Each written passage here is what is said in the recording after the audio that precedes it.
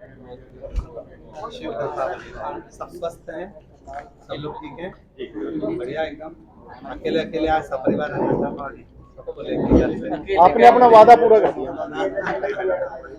नहीं आने दे रहे थे अंदर को। ऐसा कह रहे थे मीडिया अलाउ नहीं है। नहीं नहीं, हमने कहा था मंच से कि हम लोग एक वार्ता वगैरह नहीं करते, परंतु आप लोगों से मिलने के लिए मेरे को मिलना था, क्योंकि आप लोगों ने जो जागरूकता करी है ना, पत्रकार बंधुओं ने और सोशल मीडिया ने, वो बहुत अच्छी करी। एक तरह से हर जगह पर, जैसे आज सीखना चाहिए गोरंडा के पत्रकारों से, हरियाणा के पत्रकारों से, इन्होंने जो जागरूकता दी है, ये जागरूकता हर जगह होना चाहिए। एक साधारण गरीब व्यक्ति भी आता है कथा सुनने के लिए, अमीर व्यक्ति भी कथा सुनने के लिए। पंडाल सबके लिए है, व्यवस्था सबके लिए है। आप दिल से कथा सुने, ना तो पास बेचे और ना पास खरीदे। कोई वीआईपी कल्चर मंदिरों में भी नहीं होना चाहिए। आज मंदिरों में भी यही सब चीजें चल रहा है कि कोई बहुत पैसे वाला आ गया तो आराम से दर्शन कर लेता है, गरीबड़ा बेचारा 2 घंटे तक लाइन में लगा हुआ है।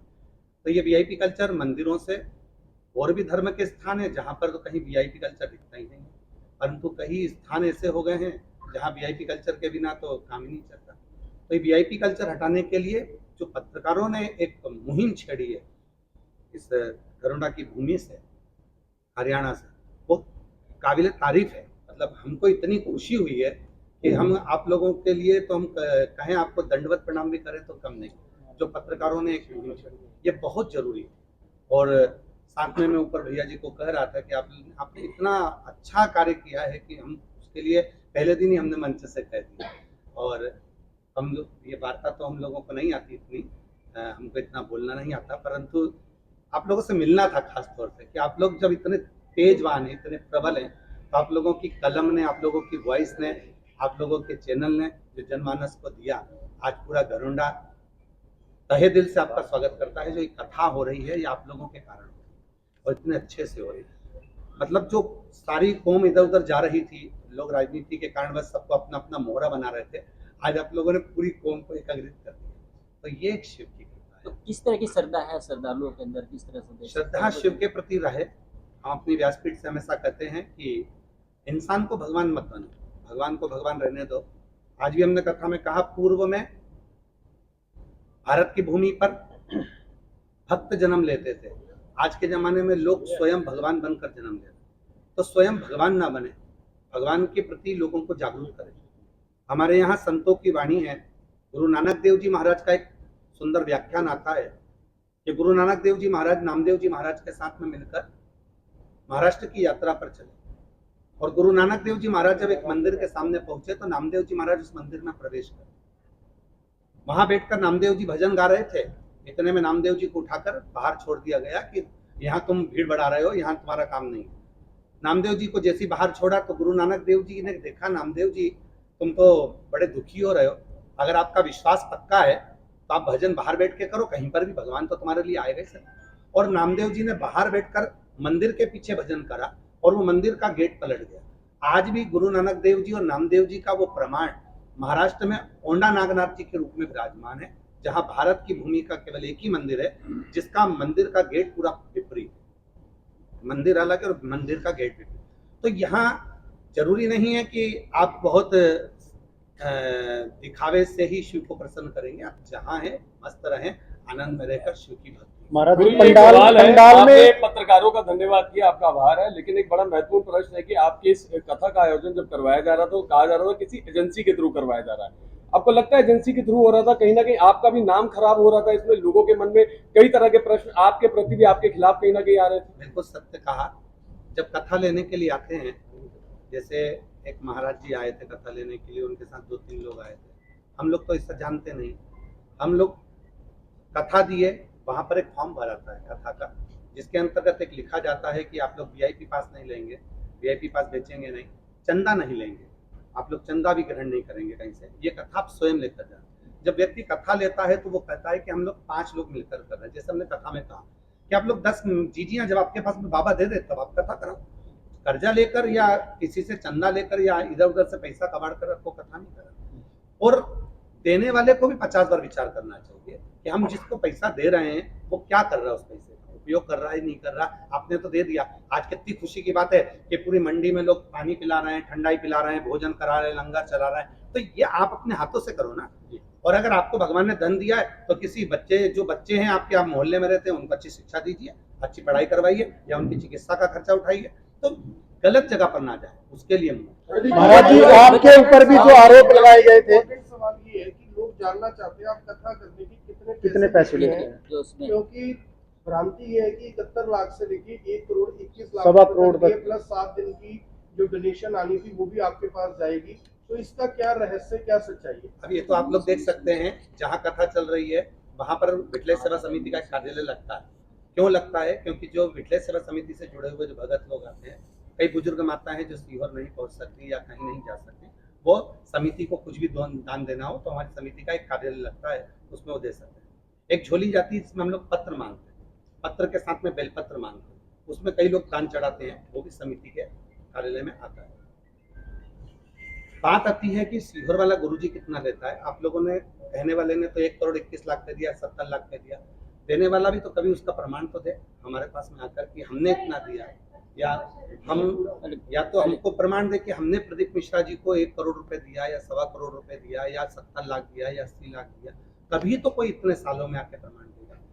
मूलतः संगीत वाले अगर आए हैं, पंडित लोग साथ में आए हैं, या टीम साथ में आई है, या आस्था चैनल साथ में आया है, या साउंड सिस्टम आया साथ में आया है, तो ये तो आप लोगों का भी फर्ज बनता है कि कोई आया है तो उनको आपको विदा करना। ऐसी विदाई वो लोग जो देते हैं वो लेकर समिति के साथ में हो जाते हैं। कुछ फिक्स नहीं है, फिक्स नहीं होता कभी भी। और समिति में जो फॉर्म भरे जाते हैं, वो समिति का एक फॉर्म जो कथा लेकर आता है उसको भी दिया जाता है कि ये व्यवस्था आपको करना है, साउंड आपको लगाना है, इतने भक्त आएंगे। हम लोगों की समिति जब कथा देती है तो उसमें लिखती है 1 लाख आदमी रोज कथा श्रवण करने के लिए आएगा, आपको इतने लोगों के लिए शौचालय की व्यवस्था, उनके लिए जल पीने की व्यवस्था, उनके स्नानागार की व्यवस्था, उनके भंडारे की व्यवस्था आपको करनी है। जब कहीं ऐसा लगता है कि भंडारा प्रसाद का व्यवस्था नहीं उठ पा रही है तो फिर समिति सीहोर से ट्रक भरकर अनाज भेजती है, फिर हमारे भोजन बनाने वाले महाराष्ट्र से आते हैं, फिर वो भंडारा चलाना प्रारंभ कर देते हैं, जिससे भक्त भूखे ना रहे और वो आराम से और लंगर खा सके, भोजन। मानना है कि आज के वक्त महाराज जी, जैसे कथा होती है तो कहा जाता है पंडाल में आके कथा सुने, माफी उन्होंने मांगी हो जो पहले वाली कमेटी थी? कोई माफी नहीं मांगी, ना कोई बात हुई है। बस केवल व्यासपीठ पे हम 4 दिन तो मिलते नहीं, तो 5 और 6 दिन 4 दिन हम किसी से नहीं मिलते। आगे ऐसा ना हो तो उसके लिए क्या? उसके लिए पूरा प्रयास करेंगे। अब आप भी हमें, इतने बड़े बड़े विद्वान पत्रकार बंधु आप लोग आए हैं, आप भी हमको कोई सजेशन हो तो लिखकर अवश्य दें कि आने वाले समय में अपन इसको ऐसे सुधार सकते हैं, क्योंकि हम लोग जितना कर सकते हैं कि सुधार के लिए फॉर्म भर सकते हैं, उनका वीडियो बना सकते हैं, उनका ऑडियो बना सकते हैं, ये सब कर सकते हैं। इससे ज्यादा फिर अपन क्या, हम लोग जाकर वहां नहीं पहुंच पाते ना, तो वहां क्या कर रहा है व्यक्ति उसको समझने के लिए आप लोगों के पास में भी अगर कोई सजेशन हो तो वो हमको अवश्य दें, क्योंकि हम आपके हैं और आप हमारे हैं। महाराज सारे एरियो में ओम श्री शिवाय नमस्ते। श्री शिवाय नमस्ते, इसका हिंदी भावार्थ है, ये भगवान शिवनाथ को प्रणाम। प्रणाम कर। तो ये सरलता क्यों नहीं है हिंदू धर्म में? ये ऐसा क्यों रखा जाता है कि सरलता नहीं है, उसको जटिलता बना दिया जाता है? नहीं, इसमें जटिलता नहीं। श्री शिवाय नमस्तुभ्यम विद्येश्वर संहिता, गीता प्रेस गोरखपुर की शिव पुराण लेकर आएंगे, उसमें विद्येश्वर संहिता में श्री शिवाय नमस्तुभ्यम का मतलब है भगवान शंकर को प्रणाम करना, नमः शिवाय का मतलब है शिव जी को प्रणाम करना, ओम नमः शिवाय का मतलब है ब्रह्मांड के रचयिता भगवान शंकर को प्रणाम करना। अब ये श्री शिवाय पहले क्या होता था कि जो मूल मंत्र के रूप में पंचाक्षर मंत्र है, नमः शिवाय, षडाक्षर मंत्र है ओम नमः शिवाय, इन्हीं मंत्रों की लोग ध्यान रखते थे। शिव पुराण लोग सुनते नहीं थे, शिव पुराण लोग लेते भी नहीं थे, शिव पुराण तक लोग पहुंचे भी नहीं थे। भागवत जी है, रामायण है, गीता का स्मरण होता था, तो उसके माध्यम से जो मंत्र चलता। आज लोगों को शिव पुराण लोग पढ़ते हैं, गीता प्रेस की गोरखपुर की लाकर, और उसमें जब पढ़ते हैं तो उसका अध्ययन करते हैं तो उसको मालूम पड़ता है कि श्री शिवाय नमस्तुभ्यम मंत्र का मात्र जब करने वाले के मुख का ही दर्शन कर लें तो अश्वमेध यज्ञ का फल प्राप्त होता है, ऐसा उसमें लिखा है शिव पुराण के अंतर्गत विद्येश्वर। तो अब लोगों को उसका फल मालूम पड़ने लगा तो लोग उसका उच्चारण करने लगे, तो ऐसा होता है।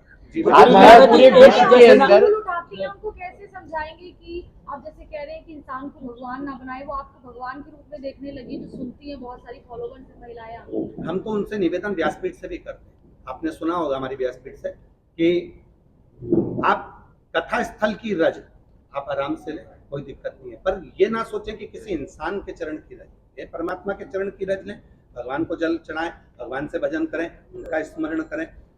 एक अखंडवाद में, ढोंग में, प्रपंच में कोई सनातनी को फंसना नहीं चाहिए। एक लोटा जल सारी समस्या का। हम तो यहाँ तक कहते हैं, अपने घर पर बैठकर कथा श्रवण कर रहे हो उतना फल आपको वहां पर भी मिलता है, मोबाइल पर कथा श्रवण कर रहे हो वो फल आपको वहां भी मिलता है, और पंडाल में बैठकर कथा श्रवण कर रहे हो वो भी फल आपको वहां मिलता है। ऐसे जैसे बहुत से- आजकल आपको ऐसे बहुत से देखिए- लोग, ऐसे बहुत से परिवार हैं जो अपने माँ बाप की सेवा नहीं करते हैं, परिवार को छोड़ देते हैं और आश्रमों में बाबाओं के पीछे भागते हैं। ऐसे लोगों को क्या कहना चाहिए? मैं तो कहूंगा, देखिए उसमें 4 गुरु होते हैं। प्रथम है माँ, दूसरा है पिता, तीसरा है शिक्षक, और चौथे नंबर पर आता है सदगुरु। सदगुरु का नंबर चौथे पर है। पहले नंबर पर तो माँ ही गुरु है ना, दूसरे नंबर पर पिता ही गुरु है ना, तीसरे नंबर पर शिक्षक ही गुरु है। जिसने तुम्हें पढ़ाया कभी उसको भी प्रणाम कर लो, उसने भी तो आपकी लाइफ बनाई है। तो इन सबको प्रणाम करने के बाद कहीं आप लोगों का जब वृद्ध अवस्था आवे, तब सदगुरु की शरण में जाकर फिर वहां गुरु की आज्ञा लेकर फिर सनातन के प्रति या भगवान के प्रति आपका भाव प्रकट करें। पर प्रथम है माता पिता। आज गुरु जी काफी पाखंड देखने को मिल रहा है, आजकल देखने को मिलता है, काफी ज्यादा जो है ये सारी चीजें देखने को मिलती हैं। इसको लेकर क्या कुछ कहेंगे? जागरूक करिए, जैसे आपने आज पूरा गढ़ोदा को जागरूक करा। जागरूक करने की जवाबदारी एक पत्रकार वो है। हम पत्रकार को हमारी भाषा में कुमरुका जी के भाव में, देवऋषि नारद जी के भाव में, और भगवान शंकर की जो धर्म पत्नी रही हैं उमा, उनके भाव में लेते हैं। भगवान शंकर जब अपना कार्य करते थे तो उमा उसको प्रेषित करती थी। कोई चीज गलत होती थी तो उमा उनको बताती थी भगवान महेश को। तो हम तो यहाँ तक कहेंगे कि आप उसको जनमानस तक भेजिए ना। आप लोगों की कलम में, आप लोगों की वॉइस में वो ताकत है कि आप लोग उसको जनमानस तक जागरूक कर सकते हैं, और जहां हमारी जरूरत पड़ेगी वहां आप लोग कथा की बात करें तो धर्म के अनुसार कथा होनी लड़ाई चाहिए। जैसे झगड़ा चल रहा है और बहुत ज्यादा बढ़ गया है। कोई एक जरिया हो सकता है जिसके जरिए ये सब रुक जाए और शांति हो जाए, क्योंकि आजकल एक दूसरे को सभी मारने पर ही तुले हैं। देखिए, बैठक के बिना तो कुछ हो ही नहीं सकता। सबसे बड़ी बात होती है, हम अपनी भाषा में हमेशा कथा में कहते हैं कि आप कितना भी झगड़ा कर लो, लड़ाई कर लो, चाहे कितना भी लाठी चला लो, पर बोलना बंद मत करो, आपस में बैठना बंद मत करो। क्योंकि एक दिन जब बैठते रहेंगे ना तो कुछ ना कुछ निर्णय जरूर निकलेगा। तो जितने भी युद्ध आज चल रहे हैं पूरे देशों में, आपस में झगड़ा चल रहा है, तो हम तो कहेंगे कि आपस में बैठकर जब शांति की बात होगी तो निश्चित है। देखिए, आपने कहा कि कोई हम पैसा नहीं लेते। अभी एक सवाल आया मेरे पास, आगे के लिए कोई करनाल में आपकी कथा करवाना चाहे तो वो निश्चिंत रहे कि बिल्कुल, करनाल क्या, कोई पैसा पूरे नहीं। भारत में, पूरे भारत में। और हम तो कहेंगे एक बार पत्रकार संघ भी कथा कराए। हम तो एक सवाल ये हमारा जी, मौसम के अनुसार कथा